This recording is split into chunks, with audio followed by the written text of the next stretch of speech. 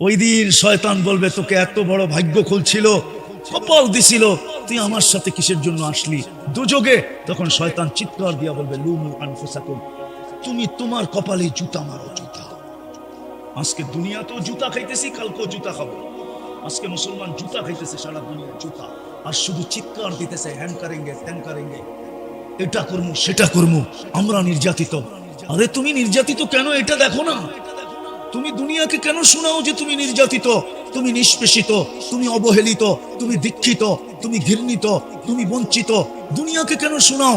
তুমি চিন্তা করো তুমি কেন অবহেলিত। নাইলে ফিলিস্তিন মাটির সাথে মিশে?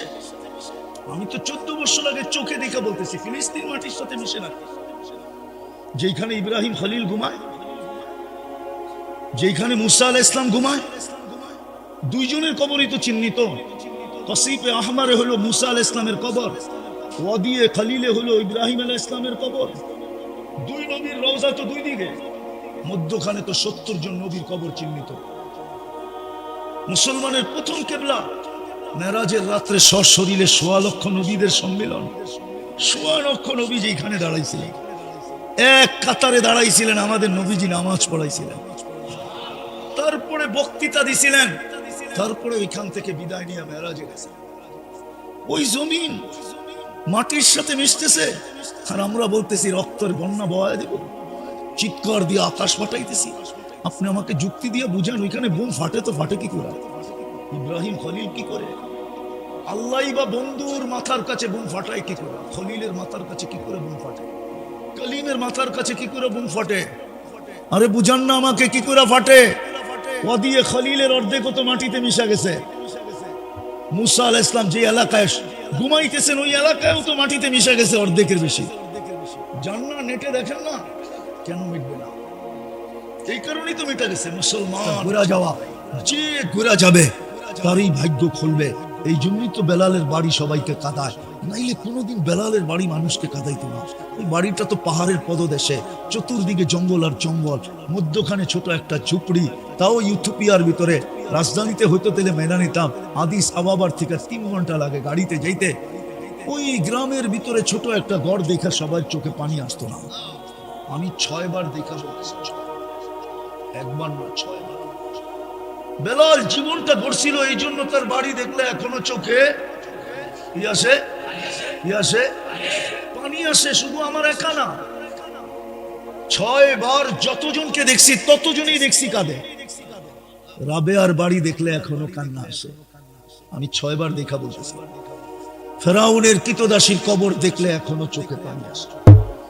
হাজারো এরকম ঐতিহ্য আছে, হাজারো এরকম চিহ্ন আছে দুনিয়াতে, যেগুলো দেখলে চোখে পানি আসে, কাঁদতে হয় না, কেন জানি কান্না আসে। আমি মনকেও জিজ্ঞেস করে দেখছি, কাঁদিস কেন? বলছে চোখ কাঁদে, আমি কি করি? চোখই তো কাঁদে, ইচ্ছা ছাড়া কান্না আসে। আমি মনকে জিজ্ঞেস করে দেখছি, 100 জায়গার কান্না আমার এই চোখে আছে। আমি দেখা বলতেছি না, দেখা না, 100 জায়গার কান্না আমার কাছে আছে। আমি দেখা বলতেছি না, দেখা না। জীবনটা গড়া উদ্দেশ্য, বললেই বেলালের বাড়ি দেখা চোখে পানি আসে। বেলাল জীবনটা গড়ছে, বেলালের কবর দেখলো চোখে পানি আসে। বেলাল শুয়া তো আসো সিরিয়ার রাজধানী দামেস্কে, কিন্তু কিয়ামতের দিন উঠবা তো তুমি আল্লাহ রসুলের পায়ের নিচের থেকে। আল্লাহ বলছে, আল্লাহ রসুল বলছে, আনা আখরুজ, আমি উঠবো, আন ইয়ামিনি আবা বকর, আমার ডান দিক থেকে আবু বকর উঠবে, আন শিমালি উমর, বাম দিক থেকে উমর উঠবে। বেলাল ইয়াখরুজ তাহতা কদমি, বেলাল আমার পায়ের নিচের থেকে উঠবে। ইয়াখরুজ ওয়া ইউআযিন, উঠবে আর আযান দিতে দিতে উঠবে। জীবন গড়া উদ্দেশ্য, গড়েন গড়েন গড়েন, গড়ার জন্যই মানুষ, গড়ার জন্যই মুসলমান, গড়ার জন্যই উম্মতে মুহাম্মাদি। তাইলেই পাবেন সেলুট। আরে সৃষ্টির সেলুট তো বাদেই দিলাম, শত দেখানো যাবে সৃষ্টি সেলুট দিবে, ফেরেশতা সেলুট দিবে। নাইলে কোরআন কেন বলে, ওয়াসিকাল্লাযীনা তাকাউ রাব্বাহুম ইলাল জান্নাতি সুমারা হাত্তা ইযা জাউহা ওয়া ফুতিহাত আবওয়াবুহা ওয়া ক্বালা লাহুম খাজানাতুহা সালাম। ফেরেশতা সেলুট দিবে, শুধু ফেরেশতার সেলুট বাদ, সৃষ্টির সেলুট বাদ। জালালউদ্দিন সুয়ুতি রহমতুল্লাহ আলাইহি তো বলেন কবর পর্যন্ত সেলুট দিবে, কবরের পাশে লাশ যাবে তো কবর বলবে ইদান উহাব্বিলু লাকা বাতনি খাদরা, সেলুট তোকে, তোর লাশ রাখতে দেরি, সবুজ হতে দেরি হবে না। আমি জমিন থাকবো না, জান্নাতের বাগান হয়ে যাব, বাগান। এখন তো আমি জমিন, এখন তো আমি গর্ত, না আমি জমিন থাকবো না, আমি গর্ত হব। একটুকে রাখতে দেরি, আমি জান্নাতের বাগান হতে দেরি হব। ইদান উহাব্বিলু লাকা বাতনি খাদরা। সবাই সেলুট তো বাদেই দিলাম, আল্লাহ তো সালাম দিবে। কোরআন তো বলে আল্লাহর সালামের কথা, সালাম কওলাম মির রাব্বির রহিম। আল্লাহ সালাম দিবে। কে সালাম দিবে? হ্যাঁ, কেমন হবে আল্লাহর সালাম? হায় হায়, শুধু ভালো। যদি ভালো হইব বসতাম তাহলে তো আমাদের এই দুরবস্থা হতো না, দুরবস্থা হতো না। রাগ হয়ে যাবেন। প্রত্যেক বাড়িতে কোরআন চিৎকার দিতেছে, চিৎকার। জানি না কোনদিন আল্লাহ ওই শক্তি দেয় কিনা যে লাউড স্পিকারে শোনা দিন প্রত্যেক বাড়িতে কোরআন চিৎকার দিতেছে। এরকম কোন মুসলমান বাড়ি নাই যার ভিতরে কোরআন না আছে। কিন্তু প্রত্যেক ঘর বৎসরের পর বৎসর কোরআনটা একবার খুলে দেখে না, বৎসরে একবার ছুঁয়া দেখে না, ডেলি একবার চুমা দিয়া দেখে না।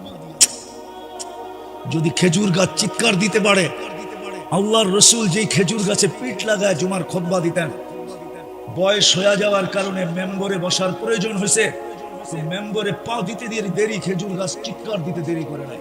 পুরো মসজিদ কাঁপায় ফেলছে, সাহাবা কান উঠায় শুধু দেখতেছেন কে এই কান্না কাঁদে। একটু পরে বুঝা ফেলছেন যে এটা মানুষের কান্না না, খেজুর গাছের কান্না। আল্লাহর রসুল নেইমা আসছে, খেজুর গাছ বলতেছিল আমাকে দৈন্য করতেছিলেন, বঞ্চিত করলেন তো করলেন কেন? কে আপনার জন্য মেম্বার বানাইলো? ওই প্রযুক্তি পাইলো কই? কাঠেই বা পাইলো কই? ওইটা দেখলোই বা কোথায়? ও শিখলোই বা কোত্থেকে? ও বানাইলো তো বানাইলো কেন?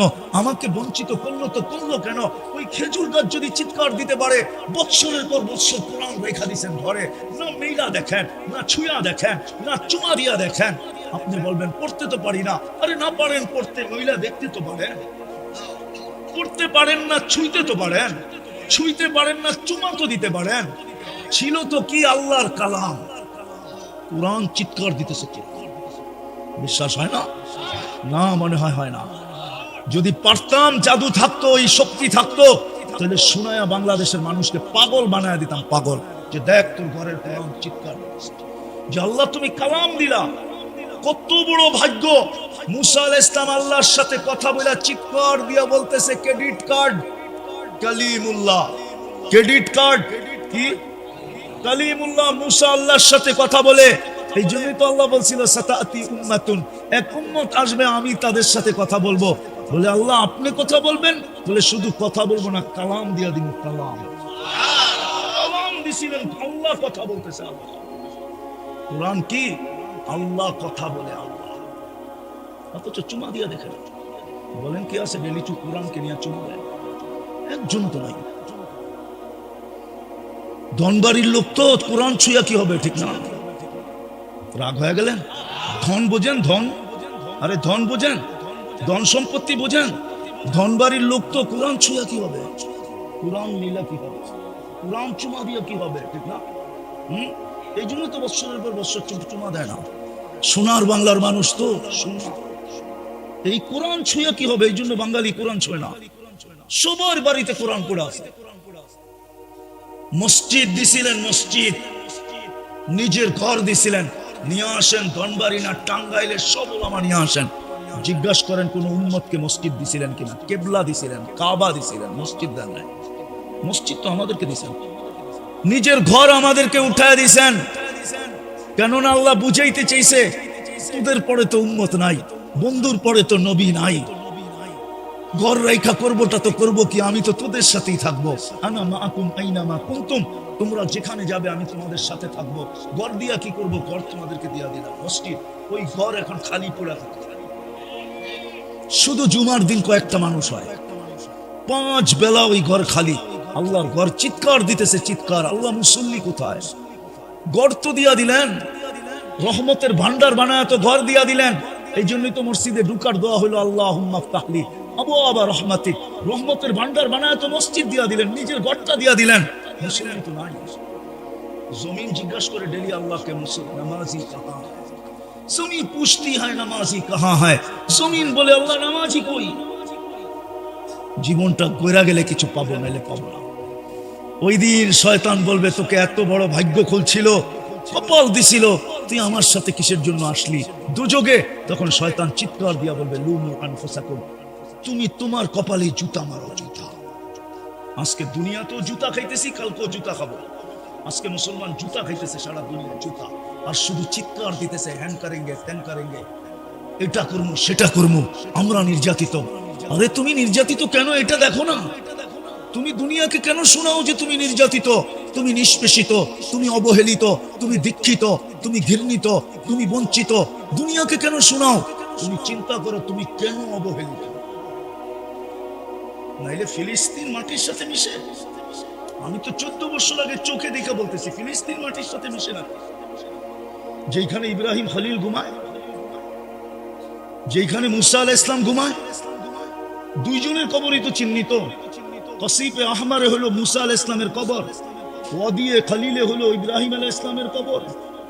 দুই নবীর রওজা তো দুই দিকে, মধ্যখানে তো 70 জন নবীর কবর চিহ্নিত। মুসলমানের প্রথম কিবলা, মেরাজের রাত্রে সশরীরে 1.25 লক্ষ নবীদের সম্মেলন।